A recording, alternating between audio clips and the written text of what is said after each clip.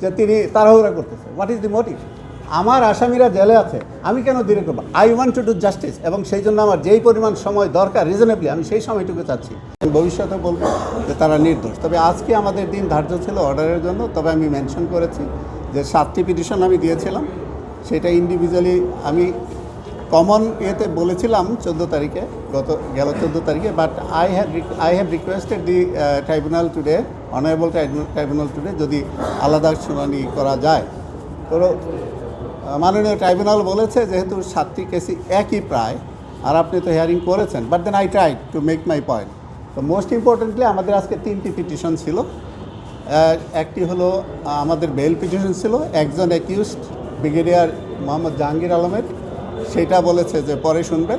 এবং আরও 2টি পিটিশন ছিল, একটি হলো আমাদের প্লেস অফ অকারেন্স ভিজিট করার জন্য পারমিশন চেয়েছি, আরেকটু হলো র্যাবের থেকে কিছু ইনফরমেশন চেয়েছি। আমি র্যাবের ডিজি এবং এডিজি অপারেশনের সাথে দীর্ঘক্ষণ কথা বলে এসেছি। তারা বলেছে যদি কোর্টের থেকে একটা আদেশ হয় আমাদের জন্য সুবিধা হয়। যদিও যে ডকুমেন্ট আমি চেয়েছি ডিজি র্যাবের সাথে কথা বলে, সেটি হলো একটা অর্গানোগ্রাম এবং চার্টার অফ ডিউটি, এবং these are not classified document, এটা এমনিই দিতে পারতো। কিন্তু যেহেতু যেই কারণেই হোক, ভয়ে হোক আর যেভাবেই হোক, তারা একটু reluctant in going, and that is the reason why I made a submission, একটা পিটিশন দিয়েছি। এটা হলো এক। আর প্লেস অফ অকারেন্সটা আমাদের জন্য খুবই important. That prosecution has brought out some narratives, আমার সেটা তো ডিসপিউট করতে হবে, আমার সেটা I have to test the veracity of the statement they have produced. সেই জন্য আমার প্লেস অফ অকারেন্সটা ভিজিট করা খুবই জরুরি।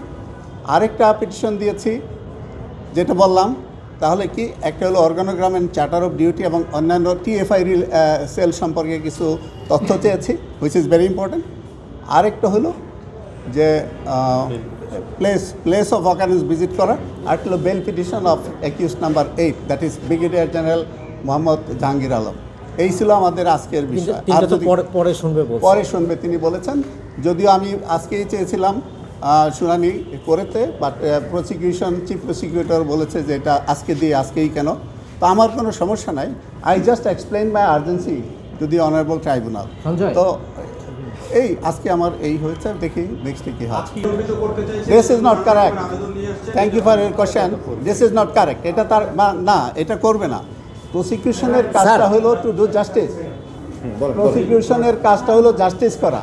আমার কাজটা হলো যে অপরাধীকে যতটুকু, যদি অপরাধ করে থাকে তাহলে আমি কিন্তু বলবো না যে অপরাধ করে নাই, কিন্তু সে যতটুকু অপরাধ করে সে ওইটুকুই যেন হয়, অথবা সে যদি বেকসুর খালাস পাওয়ার যোগ্য হয়, আমার সেটা। বাট প্রসিকিউশন যদি বলে যে আমরা এটা ডিলে করতেছি, তাহলে তো আমিও বলতে পারি যে তিনি তাড়াহুড়া করতেছে। What is the motive? আমার আসামিরা জেলে আছে, আমি কেন দেরি করবো? I want to do justice, এবং সেই জন্য আমার যেই পরিমাণ সময় দরকার রিজনেবলি আমি সেই সময়টুকু চাচ্ছি। এখানে ডিলে করার কোনো স্কোপ এবং মোটিভেশন আমাদের নাই। তিনি যদি বলে যে আমরা এটা ডিলে করতেছি, আমিও তো বলতে পারি তিনি অত্যন্ত তাড়াহুড়া করতেছে। What is the reason?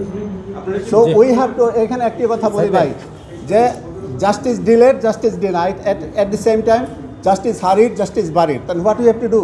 We have to strike a balance between these two.